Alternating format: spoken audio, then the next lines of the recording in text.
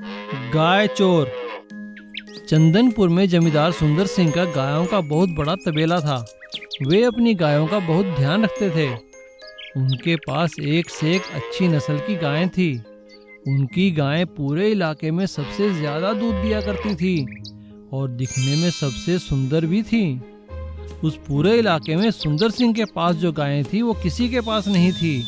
इसी कारण उनसे सभी लोग जला करते थे। अरे झुमको, कहाँ चले पशु लेके? भैया, शहर के पशु मेले में जा रहा हूँ, आप नहीं चलोगे क्या?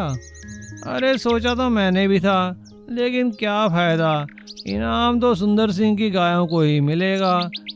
कई सालों से लगातार आसपास के लगने वाले पशु मेलों में सुंदर सिंह के पशुओं को ही इनाम मिला करता था। एक बार ऐसे ही एक मेले में, अरे आइए सुंदर सिंह जी, आ गए आप? हम तो बस आपका ही इंतजार कर रहे थे। भाई, कहाँ हैं आपकी गायें? नमस्कार चौधरी जी। भाई, मैं आ गया हूँ तो गायें भी आ ही जाएंगी, पीछे आ रही हैं गाड़ी में। ठीक है सुंदर सिंह जी, आइए आइए, लगता है इस बार भी इनाम आपको ही मिलेगा। भाई देखिए चौधरी साहब, मैं इनाम के लालच में तो कोई काम नहीं करता। मैं तो अपनी गायों को अपने बच्चों की तरह पालता हूँ। और हुआ भी ऐसा ही। इस साल भी शहर के पशु मेले में सुंदर सिंह जी की गायों को सबसे अधिक दुधारू पशु का इनाम मिला। लेकिन वहीं खड़े चरणू चोर की नजर सुंदर सिंह की गायों पर पड़ी। अरे वाह, इतनी बढ़िया गाय, इन्हें चोरी कर कर बेचूं तो बहुत पैसे मिलेंगे। चलो पीछा करता हूँ इनके मालिक का, देखता हूँ कौन से गांव की हैं ये। और मेला खत्म होने के बाद चरणू चोर सुंदर सिंह के पीछे पीछे चल पड़ा और उसी रात मौका पाकर चरणू चोर ने 2 गायों को चोरी कर लिया और सीधा छगन के पास पहुंचा। अरे चरणू, क्या लाया है? छगन भाई, ऐसी गाय लाया हूँ कि देखकर खुश हो जाओगे। अरे कहाँ से ले आया इन्हें? कहीं तो मशहूर सुंदर सिंह जी के तबेले से तो नहीं लाया है? हाँ, वहीं की गाय है। अरे तो 2 गाय से क्या होगा, और भी लेकर आना, मुंह मांगे पैसे दूंगा। और छगन ने उन गायों के बदले चरणू को बहुत पैसे दिए। अब चरणू का लालच बढ़ता जा रहा था। वो मौका देखते ही सुंदर सिंह के तबेले से गायें चोरी करने लगा। और इधर गायों के चोरी होने से सुंदर सिंह बहुत परेशान हो गए।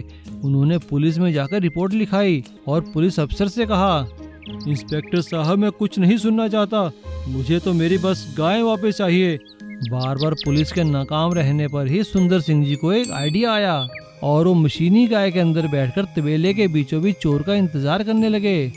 तभी आधी रात को चरणू चोर गाय चोरी करने आया और चरणू चोर बाकी 2 गायों के साथ उस मशीनी गाय को भी उठाकर ले गया। सुंदर सिंह सारी बात समझ चुके थे।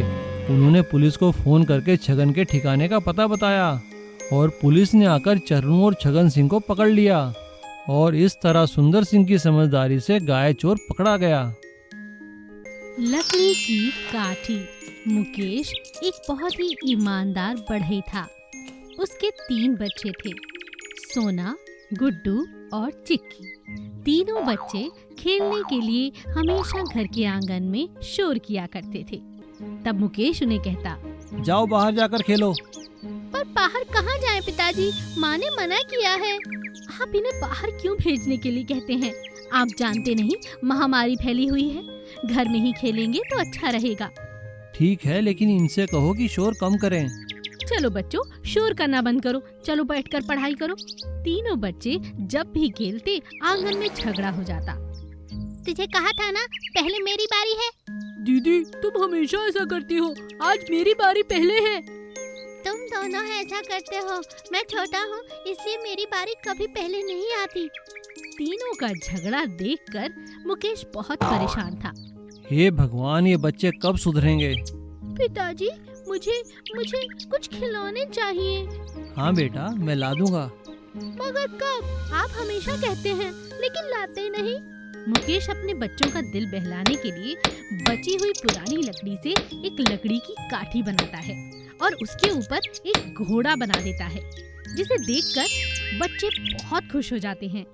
अरे वाह पिताजी, ये बहुत अच्छा है, मैं बैठूंगी। नहीं, मैं बैठूंगा। नहीं, मेरी बारी, मैं सबसे छोटा हूँ। तीनों बच्चे फिर से लड़ने लगते हैं। अरे बच्चों, बस एक एक करके खेलो। देखो जी, लड़ाई तो फिर बढ़ गई है। बात नहीं, मैं 2 लकड़ी की काठी और घोड़ा और बना दूंगा।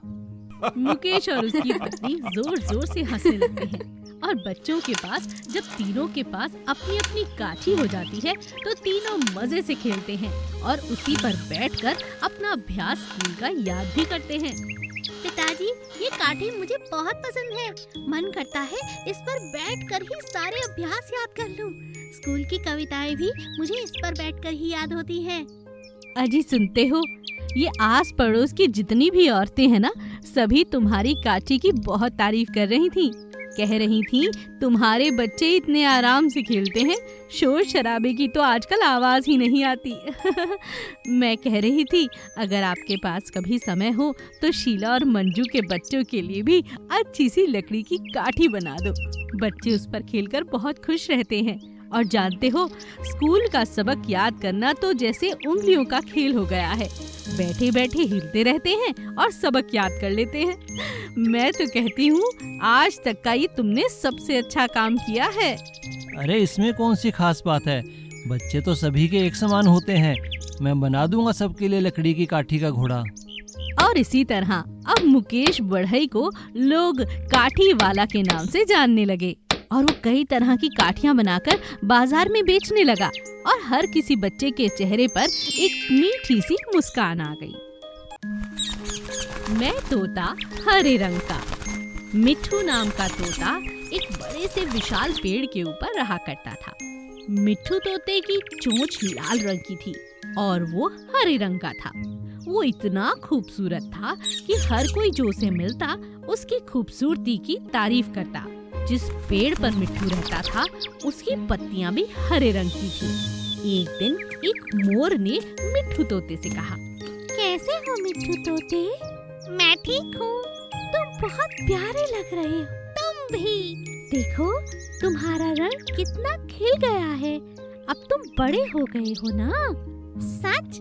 हाँ। अच्छा, मैं चलती हूँ। थोड़ी देर बाद एक बिल्ली उससे मिलने के लिए आती है। कैसे हो मिट्ठू तोता? क्या कर रहे हो? कुछ नहीं, बस पेड़ पर बैठा अमरूद खा रहा हूँ। आप कैसी हो बिल्ली रानी? मैं भी ठीक हूँ। मैं भी जा रही हूँ, कहीं मुझे दूध मिल जाए तो मजा आ जाए। बहुत दिनों से मैंने दूध नहीं पिया। अरे मिट्ठू तोता, तुम तो बड़े खूबसूरत लग रहे हो। सच? हाँ। थोड़ी देर बाद एक कोयल उससे मिलने के लिए आती है।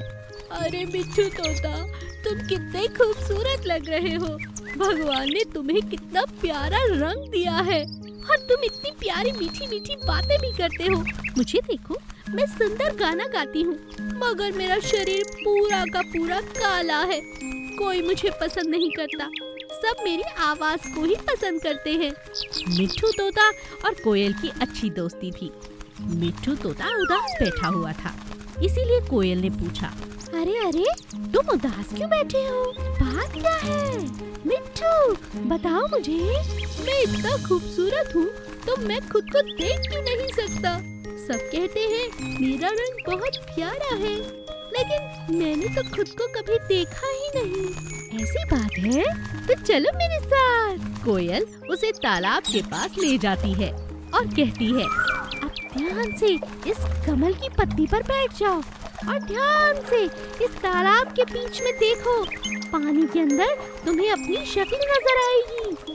सच में? हाँ। मिट्ठू तोता कोयल की बात मानकर ऐसा ही करता है। वो अपने आप को पानी में देख पाता है और सोचता है, सच में मेरा रंग तो बहुत खूबसूरत है। मुझे भगवान का शुक्रिया अदा करना चाहिए। आज मैंने खुद को देख लिया है। शुक्रिया कोयल। दोनों बहुत खुश होते हैं। उड़ते उड़ते वो एक पेड़ पर जाकर बैठ जाते हैं। उस पेड़ पर एक और तोता बैठा हुआ था। तब मिट्ठू ने कहा, अरे अरे, तुम क्या इस जंगल में नए हो? हाँ, मैं भी नया हूँ। मैं शहर से आया हूँ। वहाँ पर मुझे किसी ने कैद करके रखा हुआ था। मैं अभी यहाँ पहुँचा हूँ। तुम्हें देखकर खुशी हुई दोस्त। क्या तुम मुझसे दोस्ती करोगे? हाँ हाँ, क्यों नहीं। देखो कोयल, अब तो मुझे तालाब तक जाने की जरूरत ही नहीं। अब ये मेरा नया दोस्त जो है ना, इसे देखकर मुझे लगेगा मैं खुद को ही देख रहा हूँ। हाँ, ये ठीक रहा। और इस तरह मिट्ठू को एक अच्छा दोस्त मिल जाता है और उसे समझ आ जाता है कि भगवान ने सच में उसे बहुत खूबसूरत बनाया है।